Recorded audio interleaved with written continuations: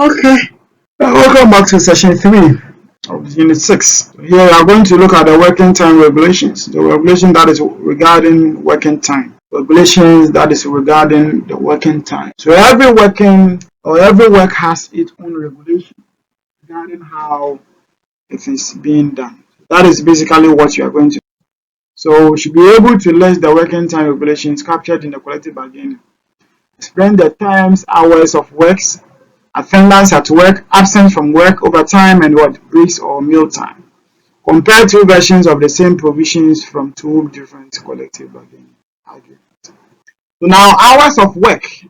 So with this, we have the normal working week shall be a week of 40 hours worked over 5 days of 8 hours a day for all employees. So you have to work at least 8 hours for every day, and for the 5 days, if you multiply the 8 by 5, you're getting 40 hours. So every employee is obliged for the working hours to work 40 hours within a week. The time schedule for shift employees shall be agreed upon by the company and the branch union.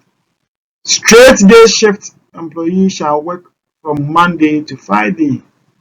So this is the working hours, how it is done. Now with the presentation 2, the normal working week shall be a week of 40 days worked over 5 days of it. So we've talked about that one. It is expected that employees shall work all times those reasonable hours necessary to satisfactorily achieve the responsibility of their positions.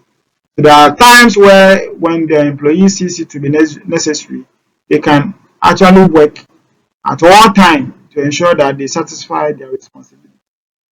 And there shall be a 1-hour meal break during each 8 hours work. That's why sometimes they have the opportunity to go for lunch, 1-hour lunch break, and you go and have your meal and come back, because normally it is assumed that for the breakfast you do it in your home before coming. So that is basically what the break actually talks about. Now the attendance at work. So it is expected that an employee shall report to work as scheduled by the company, and is expected again to devote the whole of his working time to the company's work exercise. So this is not the time you are come to work and then you come and work lotto, or you come and then be betting and all that. The time for work is the time for what? For working. No other or no any personal activity at the workplace. An employee suspected of malingering shall be made to appear before a medical board to determine his fitness for continued employment. So when there is some indication that one of the employees is suspected of malingering, then it will be subject to a medical report, a medical officer.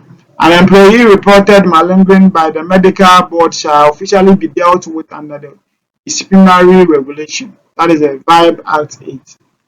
Now the presentation 2, which says that to avoid the distraction in the operational schedule of the company, all employees are required to keep 100% attendance record in a year. Yes. So to avoid distraction in the operational schedule, all employees are expected to do that, 100% attendance. An employee who without prior permission failed to report for work for 7 consecutive days without good reason shall be deemed to have abandoned his post and shall have his appointment terminated. So basically you'll be sacked when you don't report to work for 7 consecutive days without any prior or reasonable excuse. An employee who fails to report for work without prior permission shall not be paid on days he did not report for work. There are certain organizations that are much peculiar about this or particular about this.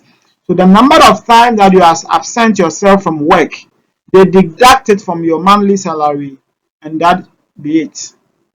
Notwithstanding anything stated in this session, an employee who absent himself from work without prior permission for a cumulative period of 10 working days within the calendar year shall have his appointment terminated after due process.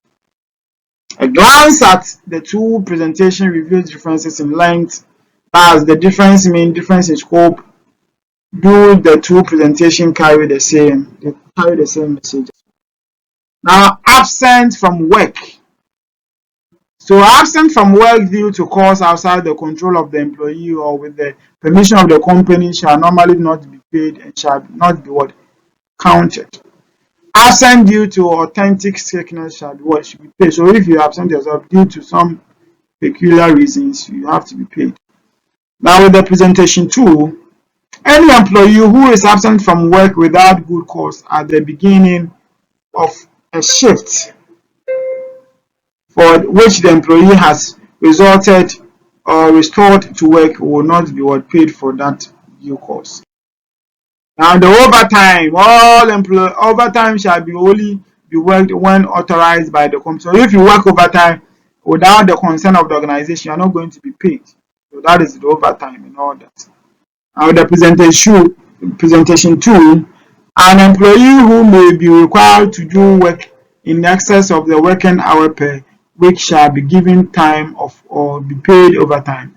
Payment of overtime shall be based on a flat rate during normal working days and all that. So normally this is how, so 10 cedis for 8 hours job done on normal working days, 12,000 then for, so these are sometimes how they do the calculation for overtime. Overtime shall be in cases when payable be reckoned only after an employee has accrued more than 40 hours of work.